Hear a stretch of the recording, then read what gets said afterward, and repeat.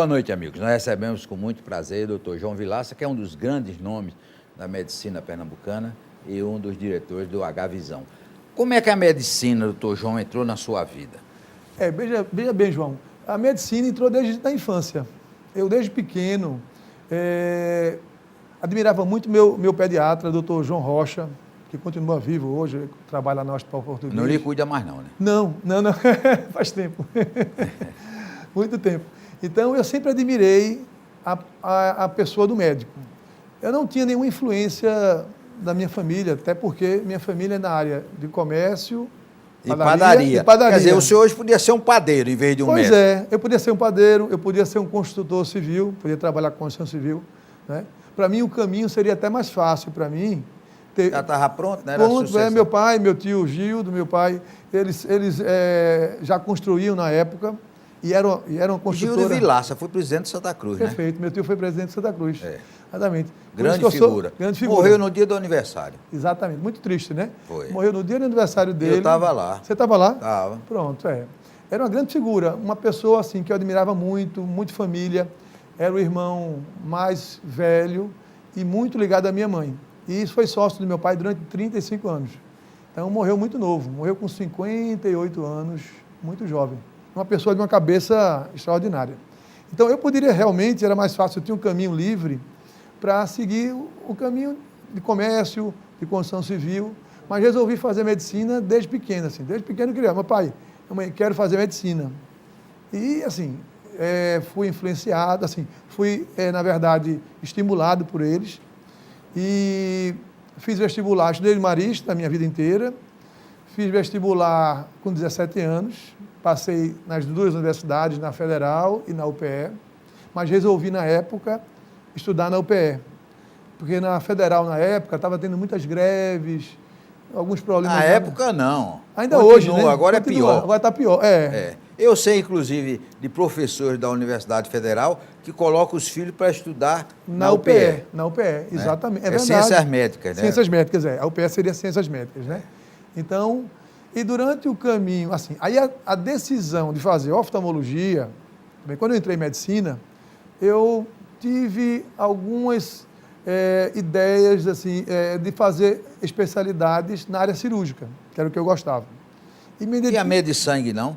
Porque tem umas pessoas que vão fazer medicina quando chega lá para fazer aquelas aulas. Eu vou confessar que a primeira cirurgia que eu assisti foi da minha avó, uma cirurgia com o finado doutor Perseu Lemos, grande cirurgião plástico, que era um cirurgião, e fui assistir uma cirurgia de um tumor no nariz da minha avó, e eu sentei na cadeira para assistir a cirurgia. Aí, na hora, eu quase que desmaiava. Imagine. Era estudante de medicina? Eu estava no primeiro ano de medicina. Ah, tá certo. Mas aí, assim, na verdade é uma questão de você, de prática, de você continuar insistindo com seus sonhos, né? Que você deve ter. E, na verdade, hoje, trabalhei também, quando eu me formei, acabei a minha residência médica. Fez aonde a residência médica? A minha residência médica eu fiz em Brasília, no Instituto Pacini de Oftalmologia. E depois de concluir a residência, eu fiz 2 concursos, um para a Polícia Militar do Distrito Federal e outro para a Fundação Hospitalar do Distrito Federal. Tinha uma vaga para cada instituição. Passei e trabalhei mais um ano em Brasília, mas depois eu fui chamado eu fiquei um ano no Instituto Oftálmico de Madrid, em 1991. Até hoje a Espanha tem uma tradição de oftalmologia. Oftalmologia muito forte. Doutor Barraqué, não é? O Barraqué, em Barcelona. Eu fiquei em Madrid. Teve uma situação até interessante em Madrid. Em Madrid, realmente, eles valorizam muito a oftalmologia, principalmente transplante de córnea. Então, a rainha Sofia, a esposa do rei, ela é presidente da Cruz Vermelha lá em Madrid. E teve uma situação bem interessante, eu estava passeando lá e estava vendo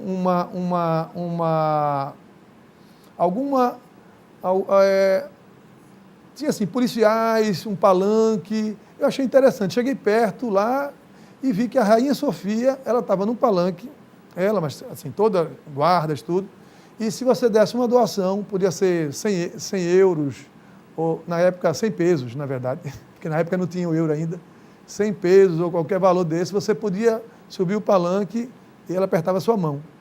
Tirava, Então, naquele tempo não tinha não podia nem tirar selfie, não podia tirar um selfie não com ia ela. tirar selfie não ia com a tirar um rainha, selfie né? com ela e com a rainha, Mas apertava a mão da rainha. Mas podia apertar a mão, então assim, eles valorizam muito, a Espanha valoriza E o senhor muito. foi lá apertar a mão dela? Eu fui. Foi, deu um dinheirinho? Consegui encontrar um dinheiro no bolso e consegui, tive a oportunidade, hoje eu não sei se ela faria mais isso, né?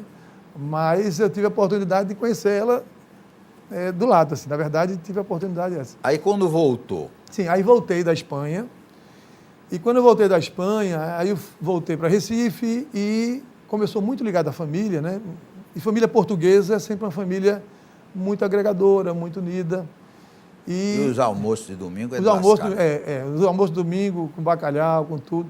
Então, toda a família portuguesa gosta muito de se reunir domingo. E a nossa família, a família Vilaça, é uma família, porque tem a família, da minha avó, é a família Ferreira da Costa, e a família do meu avô é os Vilaças, né?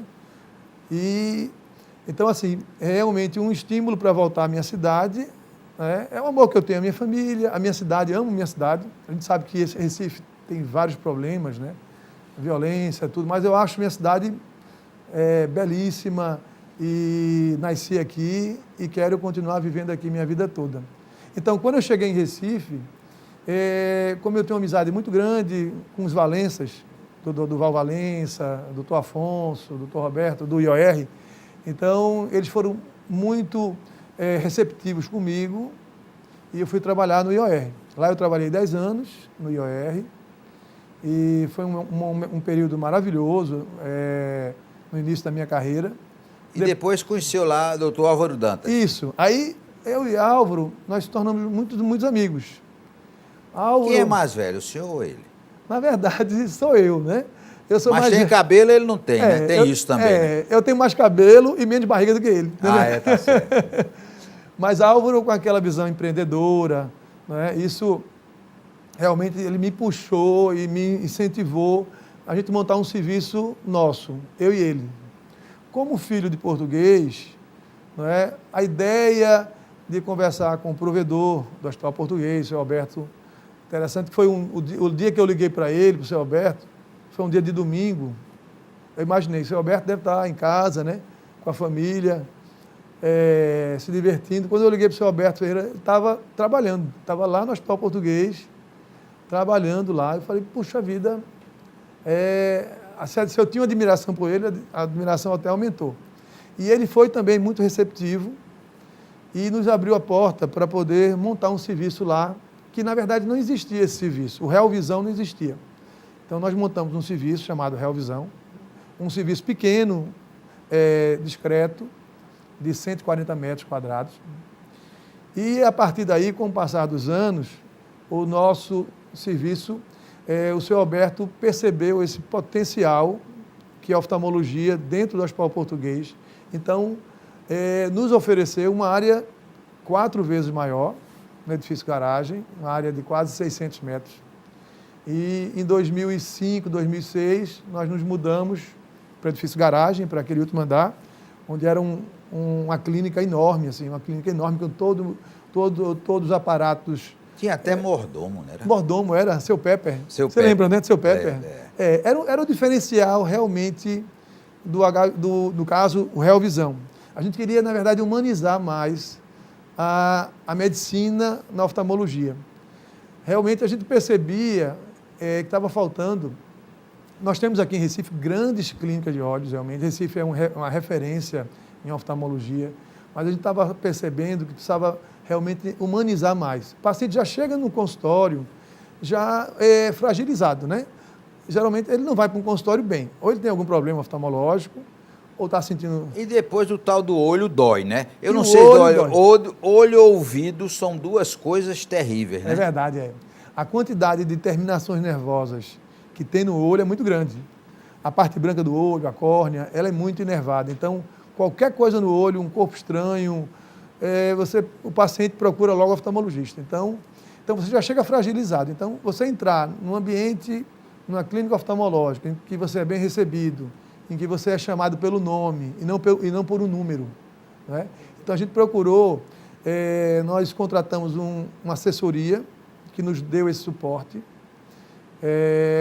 e também valorizando muito a questão não só a gestão, mas também os recursos humanos, as pessoas, né? No caso, os funcionários, o recepcionista, o atendente, a técnica. Nós procuramos investir não só no aspecto físico da clínica, mas também nas pessoas que trabalham também no hospital. Depois do intervalo, nós vamos continuar conversando com o Dr. João Vilaça.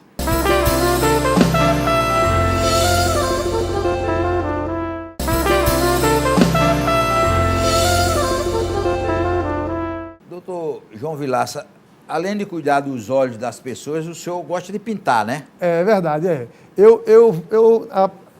A princípio eu queria, João, porque assim, pintar, na verdade, também foi é o hobby que eu mais gosto, desde a infância também. Mas não o set, não é pintar o set, pintar o quadro. Né? Eu já fui pintar o set. Ah, já foi pintar o set.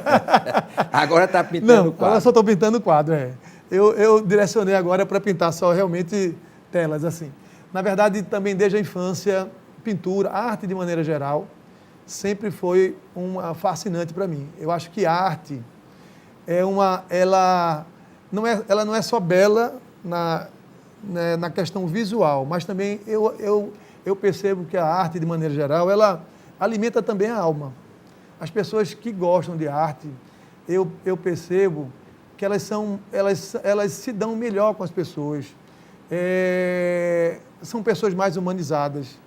Então, melhora também até a profissão. Na minha profissão como médico, eu acho que o meu relacionamento com meus pacientes, que eu considero assim, eu valorizo muito a questão da humanização, tem muito a ver com o fato de eu me identificar muito com a arte.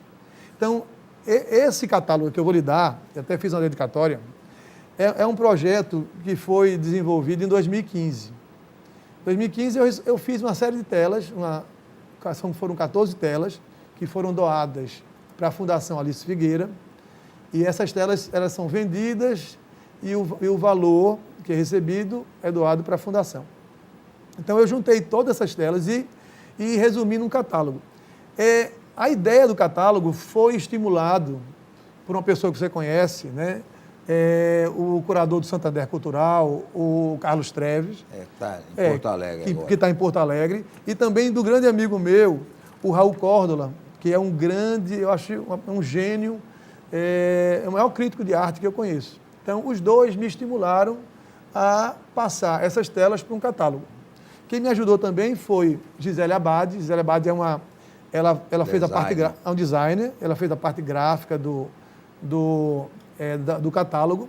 E o que me estimulou, na verdade, o que me deu a ideia de fazer esse catálogo, com essas telas aqui, foi que na época, em 2015, teve muito a ver com a questão dos refugiados da Síria, refugiados de maneira geral, do Oriente Médio, que hoje, infelizmente, quer dizer, não melhorou nada, inclusive está pior, né? 2 anos se passaram, né? E a quantidade de refugiados aumentou mais ainda. Então, isso, na verdade, me tocou muito na época. E por isso que o tema do meu catálogo é livre. Né? Então, tem um texto meu, tem um texto de Raul Córdola, tem um texto de Carlos Treves, e tem algumas poesias, fora as minhas telas, tem algumas poesias ligadas à liberdade. São poesias não minhas, mas de Pablo Neruda, de Victor Hugo, de Miguel de Cervantes e vários. Eu espero que você goste, viu, amigo? Pronto, então, beleza. Vamos mostrar, então, um dos quadros do doutor aqui. Qual seria a definição do estilo, doutor João? Esse estilo que eu utilizei folha de ouro, tem uns tons verde aí, que na verdade foi uma oxidação que eu fiz é interessante, com vinagre. Porque o vinagre com a tela de ouro, porque na verdade não é ouro, na verdade. Quando a gente fala tela de ouro, é 99% de cobre e 1% de ouro, porque senão uma folha dessa seria caríssima, né? E eu percebi que vinagre, porque dessa cor verde, dessa cor verde que está na capa. Essa cor verde, na verdade, é vinagre oxidado e ouro, na verdade. Vê que mistura. Vinagre e ouro. Vinagre e ouro, dá essa cor que é difícil até de você conseguir isso numa tinta, né? Tinta. Então, assim, eu fiz essa série de telas, já participei também da primeira Bienal Médico-Cultural do Brasil, que foi, isso tem uns 10 anos atrás, e na época eu tirei o 3º lugar. Foi uma Bienal nacional, no Rio de Janeiro. Eu mandei minha tela na época, sem nenhuma pretensão que ia, sei lá, ganhar alguma coisa. E na série foram 995 inscritos. Eu tirei, na verdade, o 3º lugar na escolha das telas na época. Depois participei também do Encontro Cultural do CREMEP. Teve um encontro há uns 8 anos atrás. Foi um encontro com premiação.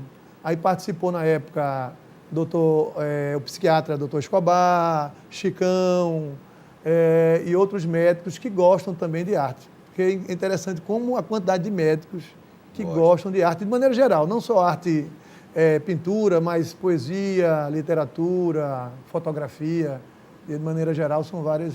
Agora vamos voltar para a oftalmologia. Então, Isso. 2 doidos, o senhor e o Dr. Álvaro Dantas, resolveram instalar no Recife a mais moderna clínica de todo o Norte e Nordeste, o H-Visão. É verdade. Aí nasceu o H-Visão, né? Exatamente. O H-Visão, ele já tinha vindo, assim, a parte embrionária do H-Visão já começou no Real Visão, né? Já começou no Hospital Português. E nós víamos, assim, um grande potencial em Recife, porque Recife realmente é um polo médico, todo mundo já sabe que é o 2º polo médico do Brasil, né? Então, assim, migra muito para Recife pacientes de vários estados do Nordeste e até do Sul também. E a gente estava observando isso, que Recife, apesar de, como eu disse anteriormente, que tem vários hospitais de olhos, assim, excelentes, mas a gente queria fazer uma coisa diferente. A gente queria fazer, como eu tinha comentado antes, humanizar, né, a medicina, tornar o atendimento médico e o procedimento cirúrgico de ponta, né? Então, eu e Álvaro, nós viajamos, fomos para os Estados Unidos para o congresso da Academia Americana, em Orlando, na época, e lá nós fomos para o congresso com a iniciativa de o que tivesse de melhor, de laser, de aparelhos, comprar tudo lá no congresso e trazer tudo para Recife. E aí nos associamos a outros colegas que são nossos sócios, são pessoas também contemporâneas nossas, com a mesma experiência, a média de experiência... A mesma ousadia. A mesma ousadia também, né? Porque são investimentos altos, né? Um investimento não só físico, mas também investimentos de aparelhagem. Os aparelhos são caríssimos, tem aparelhos de 2 milhões, 3 milhões, então são... Dólares. De dólares, é verdade. Então, realmente tem que ter coragem, né? Tem que ter ousadia e coragem. Mas valeu a pena porque, assim, a gente percebe que a satisfação dos pacientes é extraordinário, né? A gente percebe isso, e isso é um trabalho que vem desde o início, né? Vem desde o IOR, que foi amadurecendo no Hospital Português, e depois se sedimentou no H-Visão, né? Então, a gente considera realmente que o H-Visão é um hospital de referência, né? Nós temos pacientes, como eu lhe disse, não só aqui de Recife, mas do Norte e Nordeste. Inclusive, um exemplo, ontem eu atendi uma paciente que mora nos Estados Unidos e que eu vou operar aqui. Pacientes também portugueses que eu opero aqui, pacientes holandeses também. Na verdade, claro que tem também um fator, porque nós usamos uma tecnologia que eles usam lá também, não muda nada. Eu digo até que a única coisa nacional é o cirurgião, porque o resto é tudo importado. O laser é importado, o material que a gente usa é importado, a única coisa que é nacional é o próprio cirurgião. E para muitos países da Europa e nos Estados Unidos, é mais vantajoso operar no Brasil, do ponto de vista também financeiro. Aqui a cirurgia é muito mais em conta do que... Cobre, inclusive, o preço da passagem. Cobre a passagem, cobre a estadia, e você vai estar fazendo... Ainda conhece o Recife. Ainda conhece o Recife, ainda faz um city tour. Ainda faz um city tour aqui em Recife, com essa cidade maravilhosa que nós temos. Depois do intervalo, nós vamos continuar conversando com o Dr. João Vilaça.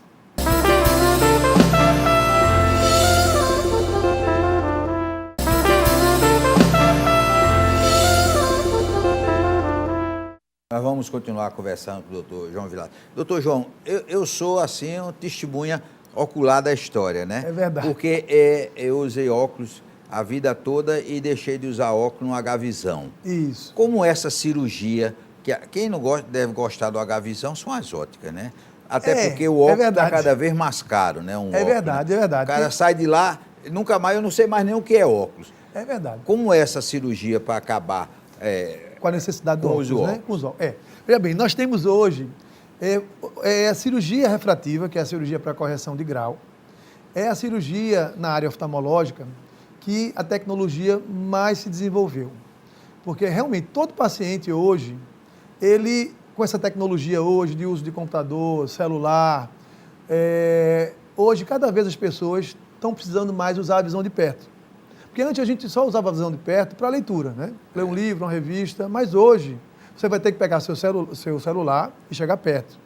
Você vai ter que mandar uma mensagem, vai ter que mandar um WhatsApp. Então, a necessidade da visão de perto aumentou mais depois com a tecnologia do uso dos celulares, de tablets e de computador. Então, a procura também. E outra coisa também, aquele estigma que usar óculos para perto é velhice, né? As pessoas têm esse estigma, né, que é natural, que óculos para perto é igual a velhice. Então, ninguém quer se sentir velho. Então, todo mundo tem essa vontade e esse desejo de ficar livre do óculos de perto. E também longe também. Então, a cirurgia realmente refrativa, ela evoluiu muito na questão do laser. Então, hoje, cirurgia refrativa, a tecnologia, sem dúvida, tem a ver tudo com laser. Tanto o laser para correção da miopia, da hipermetropia, do astigmatismo, que chama o excimer laser, que é para os pacientes mais jovens, que querem ficar livres da miopia. Aquele paciente que tem uma idade acima de 40, 50 anos, que já começa a vista cansada, ou aquele que já tem o início de catarata, existe também o laser para catarata. Então, melhorou a tecnologia do procedimento e melhorou também as lentes intraoculares. No seu caso, foi implantada uma lente intraocular. Essa lente intraocular, ela tem grau para longe e para perto. Então, melhorou muito a performance dessas lentes. Então, hoje, como você disse, realmente as óticas devem estar super chateadas com isso, né? Porque cada vez mais a procura pela cirurgia refrativa vem aumentando. Isso não só aqui no Brasil, ou não só no H-Visão, mas no mundo inteiro, né?